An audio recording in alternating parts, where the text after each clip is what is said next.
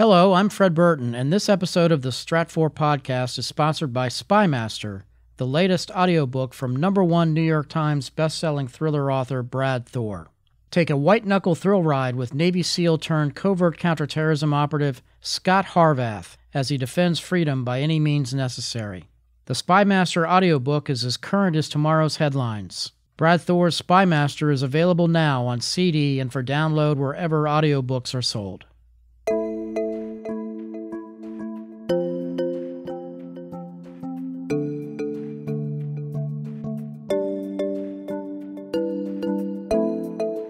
Samurai, code of honor, Bushido, they would go into battle thinking they were already dead because they thought that made them more effective and efficient warriors. So I thought, how do you take that ancient code of honor from Japanese samurai and apply that to a modern day warrior?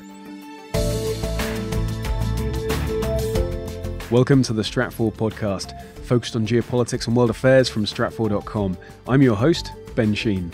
In this episode, Stratfor Chief Security Officer Fred Burton sits down with former US Navy SEAL turned author Jack Carr to discuss his debut novel, The Terminal List. He'll also be talking about his path from SEAL sniper to commanding a Special Operations Task Unit in southern Iraq, and then on to his current adventures writing thrillers. Thanks for joining us.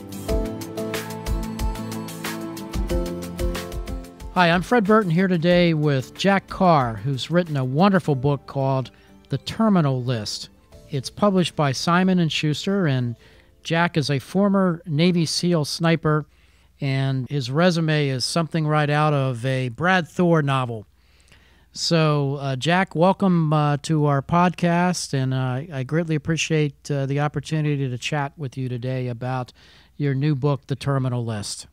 Oh, well, thank you so much for having me on. It's an honor to be here. I think I was an early adopter of Stratfor back in the early days in the teams. So I was enlisted first, and I was an intelligence specialist because you had to have a kind of an MOS or an A school before you went to BUDS back then. But so when I showed up at my first team, I was the intel guy and a comms guy for my platoon, and I found out about Stratfor. So that was about 10 emails ago, so I couldn't go back and find out exactly when I joined. But I remember finding out about it, I think, just before September 11th, if memory serves. And I've been a fan ever since, so it's a real honor to be on here. Well, it's great having you, Jack, and I know we have a mutual friend in Brad Thor, and both of us landed our books in Brad's new book, The Spymaster. So how long have you known Brad? He's a great guy. We've had him on our podcast. Yeah, so I was introduced to him by a mutual friend right about 4 months into my writing process. So I had really just started writing my novel, and someone said, "Hey, would you like to talk to Brad Thor?" And I said, "Well, I'd love to talk to Brad Thor. If he'd talk to me, that'd be wonderful." I didn't know anyone in publishing, didn't know any other authors. And my friend set up a call, and Brad was so nice, could not have been more helpful. And we talked for about an hour or so, and I guess I passed his test on why I wanted to be an author, why I wanted to write. It's something I wanted to do since I was a little kid, and I was about to make that transition from the Navy to the private sector, and that's what I wanted to be. I wanted to do with the next phase of my life was to write thrillers. So he told me a couple things in that first conversation, but the two that stick out. The first one was give yourself permission to write a bad chapter, and he didn't really mean write a bad chapter. What he meant was don't wait for everything to be perfect to start writing. So don't wait for the stars to align. Just get out there and do it. Just write. Be a professional and write. So it was really interesting to hear that from somebody like Brad Thor. Was very liberating. And he's such an amazing guy. And then he said the only difference between a published author and an unpublished author is that the published author never quit. And for me, that really rang true because of my experience in the military and BUDS and being able to self-select out of that program so easily. And so, yeah, I just never quit. So and then I felt so fortunate. But he's like, hey, I'm not going to help you as you go along this process. I'm not going to read anything for you. I'm not going to give you any advice. But if you write one, I will send it to New York for you. That's a friend had told him some things I did in the SEAL teams, and he's like, thank you for what you did. I'll send it to New York. Can't guarantee they'll open it. Can't guarantee they'll like it. Definitely can't guarantee they'll publish it. But the least I can do is send that to New York for you. So he said, when are you going to be done? And I said, a year from today. And so he said, okay. And then a year from that day, I called him back and said it's done. And here we are on Stratfor Podcast today. Yeah, that's an amazing story, Jack. It really is. Tell me a little bit about Lieutenant Commander James Reese, who's your key figure in your book, The Terminal List. It's hard not to like James Reese. Tell me, what made you put him together? Yeah, so that's the protagonist of the story, James Reese, and he has a background similar to mine in that he was a prior enlisted SEAL sniper that becomes an officer at a certain point, and is at that phase of his life where he's getting back from a deployment and is about to move into the private sector because that was going to be the last deployment that he'd ever tactically maneuver guys on the battlefield. And as you gain rank in the military, you kind of get more removed from that tactical battlefield level leadership. And that's where I was at that stage in my life as well. So his background is similar to mine, but that's really where it ends. Everything else is complete fiction. So he's thinking about moving on, taking care of his family, and that's when disaster strikes, both on the battlefield and on the home front. And he finds himself part of a conspiracy that the idea I got from the church hearings in the late 70s that investigated some abuses by different agencies of the federal government, CIA, NSA. And I said, hey, what if either those church hearings didn't take place or somebody didn't get the memo in the modern world? And they did some testing of drugs on our most elite special operations forces, and some things go haywire and they need to cover it up. So that's where the story really begins and gets moving. But one level deeper than that, it's about a guy who really abandons everything that he's believed in for the last 16 years at war and essentially becomes the insurgent that he'd been fighting. So he takes what worked well against us overseas that insurgents and terrorists use, and he brings those tactics here to the U.S. as he works his way up a list that he puts together of people that conspired to kill his troop and family to cover up these tests. So that's the basis of the novel. In the second part of our conversation with author Jack Carr, we dig into his personal affinity for revenge tales and also his love of classic Toyota Land Cruisers. But if you'd like to go ahead and pick up a copy of his book, The Terminal List, we'll include a link in the show notes. Or you can check out his website, officialjackcarr.com, and that's with 2 R's. And you can also find more of Fred Burton's reflections on the history of counterterrorism and his experiences with the US State Department's Diplomatic Security Service at Stratfor Worldview. We've collected his reflections and other podcast interviews in a series called Lessons from Old Case Files. You'll also find collected military and defense assessments from our analyst team collected under the Worldview Topics section. Now back to our conversation with Fred Burton and author Jack Carr. I really enjoyed the opening with this is a novel of revenge. I think that any of us who have been in the counterterrorism arena, and it's one that I spent some time in a lifetime ago, it kind of resonates. And as you go along with the story and you look at the challenges that Lieutenant Commander James Reese has had and the obstacles and the boulders that he's pushing up the hill, I don't want to give away too much in the story, but it's really a great storyline, Jack, and I think you did a wonderful job with it.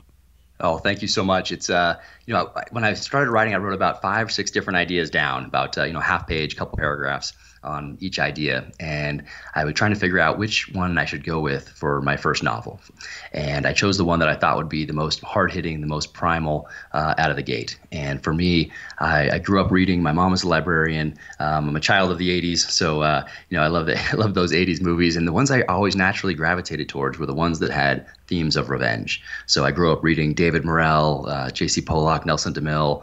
Later I found Stephen Hunter in college, and then Daniel Silva, Vince Flynn, and then later Brad Thor, of course. And I just always resonated to those stories that were about revenge. So this one is really about revenge without constraint. And I wanted to figure out, hey, how do you make this more than just a story about someone who has, quote unquote, nothing left to lose? And that's where the drug conspiracy comes in. And I kind of got that from samurai, code of honor, Bushido, and how they would go into battle thinking they were already dead because they thought that made them more effective and efficient warriors. So I thought, how do you take that ancient code of honor from Japanese samurai and apply that to a modern day warrior. And that's where that comes in. So he goes through this novel thinking that he's already dead, which is something I wanted to introduce into the storyline. So it was a blast to write. I love every part of the process, coming up with the idea, coming up with the title, writing, editing. I love every part of this. So I feel very fortunate to be doing something in my in the second phase of my life here that I love so much. And you've done a great job, too, with the gear. What I find fascinating, and I remember chatting with Brad Thor about this as well, because I write nonfiction, and you try to be as accurate as you can. And what I take away from reading the terminal list is this obsession with gear. Is that just a SEAL thing, or what's going on there? I've always been into gear since I was a little kid, so it predates my time in the SEAL teams, and it was just a natural thing for me to do, to want to research different gear, test different gear, and when I became an officer, make sure my guys were going down range with the best gear possible to give us every advantage we possibly could have on the battlefield. So that just and that continues to this day. I'm always messing around with different backpacks and different gear, and it's just something that came very natural to me. So that translates over to the book as well. So everything that our protagonist uses in the story is something that I've had hands-on experience with. And it resonates. It comes across in the book, Jack, and you've done a good job with that. And in fact, for our listeners, you have to check out Jack's website, Official Jack Carr, at Official Jack Carr, because he's got a great section there on gear, and you can look at some of the gear that he talks about in the terminal list. I was going through that yesterday and today, and actually jotted down a couple things that I'm going to have to buy, but not tell my wife. That's right. You got to have a slush fund. But I wanted to have something on the website where people that were really interested in the gear could do a little deeper dive. So there's a lot of information in the story that's accurate and detailed about gear. But for those that really want to deep dive, then I wanted a separate site for them. So that's one section of the website really deals with that. And tell me about your fixation with old Land Cruisers, because I have one too. Do you have an old Land Cruiser? I do. So I have an FJ62, 1988, same one that our protagonist James Reese uses in the book. And I think each book will have, so the next one I'm working on is called True Believer. And I think as part of character development, there'll be some conversations in there, the Land Rover / Land Cruiser debate. So, kind of like a 9mm45 debate. Yeah. And I'll use that as a character development tool. But I've always loved the old Land Cruisers. They're just such an iconic vehicle. And my personal Land Cruiser is getting a little makeover right now, and it's getting a new engine and getting worked on by the guys at TLC Cruiser in LA, the same guys that do the Icon, if you're familiar with them. But it's getting complete overhaul, so I'm looking forward to getting that back to sometime in 2019. But I love them, such iconic vehicles, and it's funny every time we drive somewhere, park it, someone would come up. There's this whole subculture of Land Cruiser enthusiasts. So every time we go somewhere, someone would come up and want to talk to me about it, and my wife would just roll her eyes and not quite understand it. But no, everybody that owns them seems to be like such cool people. So I've had great conversations with people that are also Land Cruiser enthusiasts, and I'm just a big fan.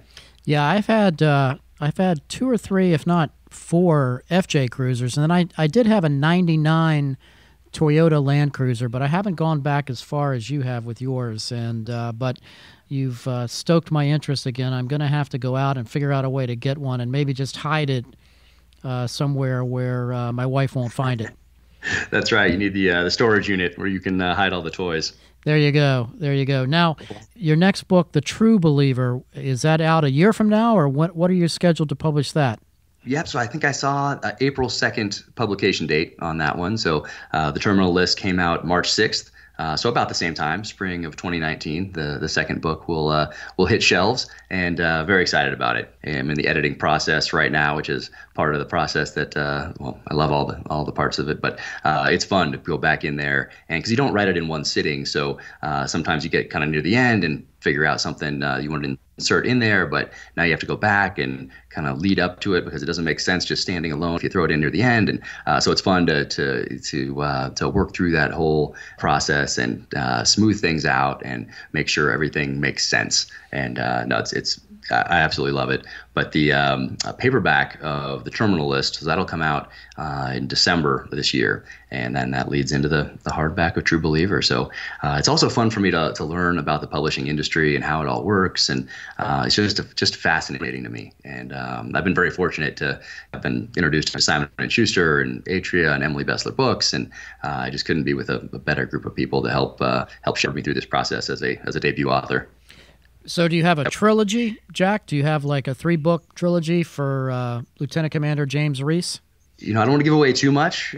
So I'll say in the second book that there are characters from the first one that end up in the second one, but which ones and in what capacity, that's the secret. And I'd love this to go on as long as it can possibly go. And I have ideas written out for the first 6 books or so, 6 or 7, and looking forward to exploring each and every one of those topics. Well, I can say this, that if True Believer or the books that follow the Terminal List are anything like the Terminal List, you've got a great series and a very bright future with Lieutenant Commander James Reese. Jack, you did a wonderful job with this story. Thank you so much for being on the Stratfor Podcast. Again, for our listeners, I would encourage you to download or purchase The Terminal List, a thriller by Jack Carr, and visit Jack's website, which is Official Jack Carr. I don't think you'll be disappointed, and thank you again, Jack, for coming on our show. Of course. Thank you for having me. Looking forward to Beirut Rules.